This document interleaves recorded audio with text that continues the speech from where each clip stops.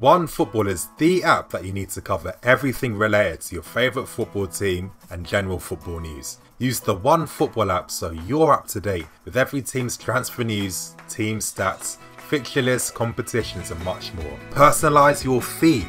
Get alerts to the news and stories you want. Download the OneFootball app today. Your football fix is only a swipe away. Hello everyone, I'm the EFC and this is Blue Lines TV, and today I'm bringing back another Predict That 11. Now we're playing Crystal Palace this Saturday at 3 PM and it's going to be quite interesting because we do have a few players out injured. That is Alvaro Morata and N'Golo Kante, so it is going to be a bit of a different lineup this week. So getting straight into things, starting off with the goalkeeper. Yes, Courtois, of course he's going to be the goalkeeper. Like I keep saying, he's going to be the easiest one to predict every single week. Courtois, like I said, he's been decent this season and yeah, the best keeper aerially at catching the ball in the league. Fantastic one-on-one shot stopper, doesn't get enough credit for that. How many times do you see opponents through and goal and Courtois makes himself big, he gets his legs down and he makes that vital save? He's done it all the time. He's a world-class goalkeeper. Now, moving on to the back three, and yes, David Luiz is back from his suspension.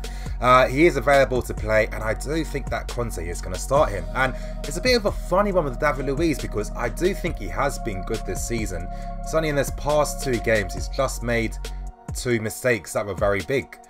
Do I think those mistakes are big enough to really, you know, detract from all the good things he's done this season? Personally, I don't think so. It's like, how often do you see David Luiz get a red card or really give away penalties? It doesn't happen very often. So I think that we can't be too critical with him, but I do see him regaining his place in the team. Moving on to the right hand side of the defence, and yes, Fbregas is that guy, and he's probably Conte's most favourite player in that starting lineup.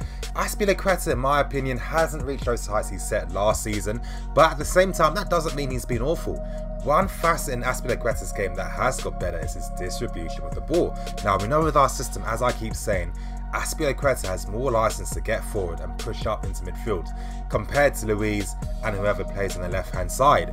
And now with Morata up front for Chelsea, Fbregas has a striker that's able to take advantage of his deep crosses, and Fbregas has an outlet for his passes from deep and his crosses from deep as well. And it's no surprise that he's been able to get 4 assists because when Aspi's pushing up, there's no one on him, and that's the reason why he gets forward, and anytime he puts a cross in, he doesn't have anyone marking him or putting in a tackle, so he has the time to play in a beautiful, you know, deep cross.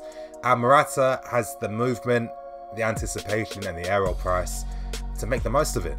Now, moving on to the left-hand side of the back three, and this is a bit of a tricky one, you guys. Now, for these predicted 11s, I tried to second guess what team Conte is going to pick.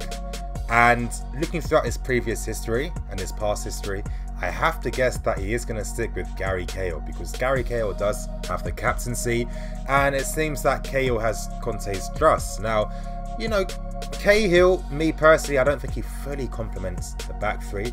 That doesn't mean he's an awful player. We can't forget Cahill's massive attributes, and that's his world-class timing of the tackle inside the box. He's very good at that. He's decent in the air as well. Positioning too, you know, Gary Cahill isn't caught out of position very often. He knows how to stay in line with the back three, and he's very good at taking instructions as well. But at the same time, you know, one problem we do have at Chelsea is that we do find it very hard to play out when teams press us very high. And when you have someone like Cahill who is very susceptible to losing the ball in those types of situations and doesn't fully complement Marcos Alonso, I don't think in terms of him being a benefit and bonus for the team that he makes much sense in my opinion. But I feel that Conte will stick with Gary Cahill because he has his trust and he is the captain of the team. Of course, the likes of Christensen especially, you could say definitely merits the opportunity to still stay within the first team because he has been the best defender since Luiz has been out. And it's a shame that it looks like he could be going back to the bench. And the same thing again with Antonio Rudiger. He's been starting to grow slowly into playing in the back three at Chelsea. There's been times where his positioning or the timing of the tackle or giving away too many fouls has been a factor. But again, he is getting used to this league, and I've always felt when you're a defender, it takes defenders the longest to get used to the Premier League because you need to understand what you can get away with, what you can't get away with, and the intensity of the forwards. Moving on to the rest of the team though, starting with that left wing back, yes, Marcos Alonso. Now, I think with Marcos Alonso, his form obviously hasn't been the same as how he started it earlier on during the season. Of course, how can we forget that double brace against Tottenham at Wembley? But I do have to say there have been improvements in his game so far this season. I'm not surprised though that a contributing factor is the fact that, yes, Cahill hasn't been playing on the left-hand side of the defence too much, so Alonso has been able to get protection behind him and has the confidence to really push forwards and attack the left wing-back position.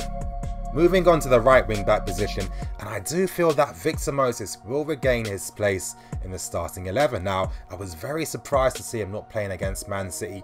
I thought that was a tactical decision by Conte that backfired, and Victor Moses is one of the most underrated players in the league, I feel, because a lot of the good things he does are overlooked. Now, a great thing about Moses is his ability to beat the press. How many times do you see him collect the ball from deep positions and he can beat a man or two and advance the forward play?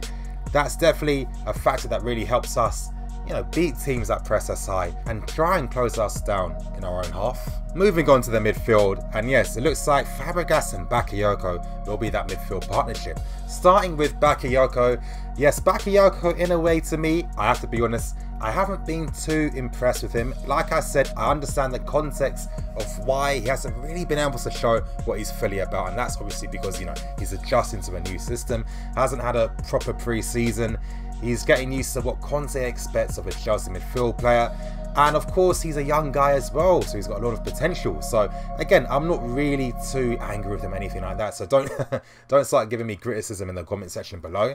But I do feel that this Kante injury is kind of like a blessing in disguise for Bakayoko, because it seems like he will be able to play maybe on the right hand side where he might be able to have the freedom to really push up and express himself a bit more, because of course playing on the left hand side involves you having to stay in position and let the other forward players advance, and you really have to obviously keep your position in midfield and be alert defensively. And I think that Bakayoko has showed glimpses of what he can do with his driving runs and a few good tackles as well, but I think that of course there's a lot more to come from him. Moving on to Fbregas. Fbregas to me is the glue in our team offensively, because he's a run player that really links the midfield and the attack, and I think a game like Crystal Palace is the type of game that Fbregas loves. He seems to have a lot of great games against them anyway, and I'm expecting him to really dictate the proceedings.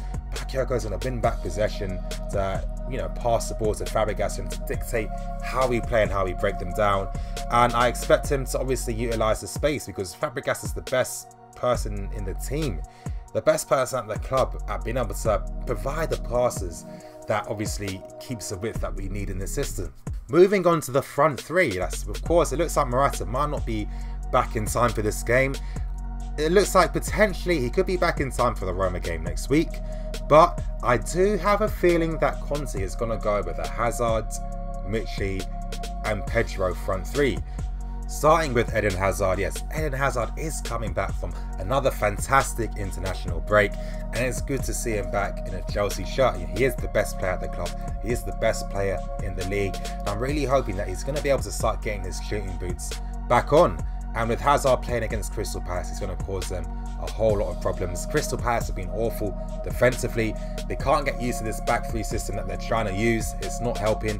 And I feel that Eden Hazard is going to really take advantage of the space between midfields and the defence that Crystal Palace give to teams. And I'm expecting him to have a very, very good game. I wouldn't be surprised to see him get a goal or two against Palace. Moving on to the right hand side of the front three, and that is Pedro. I feel that Pedro will start because Willian's form has been pretty poor, and he did just get back on Wednesday after playing for Brazil. And I think that with Pedro and this team, especially with having Moses out wide with him, these are the type of games that he likes, because Palace are a team that give you space to play, and Pedro is going to have the space to really make those forward runs, break the lines, stretch the play, and that's what really helps our front three gel together. And finally, moving on to the striker, I do see Michy playing up front, and I kind of feel that Michy really has to take this opportunity very well, because there are reports that Conte is allegedly looking at another striker. In my personal opinion, I think there's going to be a third choice striker. That is Richmond Boachi. But I think that, of course, Conte doesn't fully trust Michy at this moment in time. So whatever game time Michy gets, he has to make the most of it. But again, it is quite hard to really ascertain what level of performance he's going to give, because he just has too many strong weaknesses that really don't complement the team and how we play. At the same time, with Crystal Palace, they have been very poor defensively. If there's ever a game to really regain your confidence and show the manager what you can do, it's Crystal Palace. So Michy has to take this chance and opportunity. A goal and a good performance with this hold-up play is really going to help his chances of Conte really having faith and trust in him. And yeah, you guys, this is the lineup I see Conte picking for the game against Palace on Saturday. But before I end the video, I just wanted to show a comparison for what I felt would be a good starting 11 against Crystal Palace. As you guys can see, I did make a few changes. I decided to go with David Luiz, Christensen and Aspie as the back three, and I went up front for Willian on the left, Hazard up front and Pedro on the right. The reason why I went for Hazard is the fact that I feel that Michy still isn't good at linking up the play and holding up the play, and too often attacking moves get broken down because Michy can't control the ball, is misplacing a pass, or in general just making the wrong decision. I went for this back three too with Luiz on the left hand side, because I felt that if you really think about it, what does Gary Cahill possess in his locker room that really makes him well suited to playing on the left hand side of a back three? There's nothing really, and I'm thinking, why couldn't David Luiz adopt that position? Now Luiz does have a left foot and a right foot. He has played as a fullback during his early career, and he has played on the left hand side quite a lot throughout his career as well, so it's not anything new for him. At the same time as well, you've got Christensen regaining his place in the middle of the defence, where he's been our most impressive defender since Luiz has been suspended. And of course, you've got Azpilicueta. I really feel that back three really complements each other, and I would like to see that, you know, happening during one game during the season. And yeah, you guys, this is going to end my predicted 11 for the Crystal Palace game. There's going to be a match preview coming out later on Friday night, so definitely stay tuned for that. I'm going to get into the tactics and get in depth with that. Anyway, I hope you guys enjoyed the video. I'm the EFC. This is Blue Lines TV, signing out.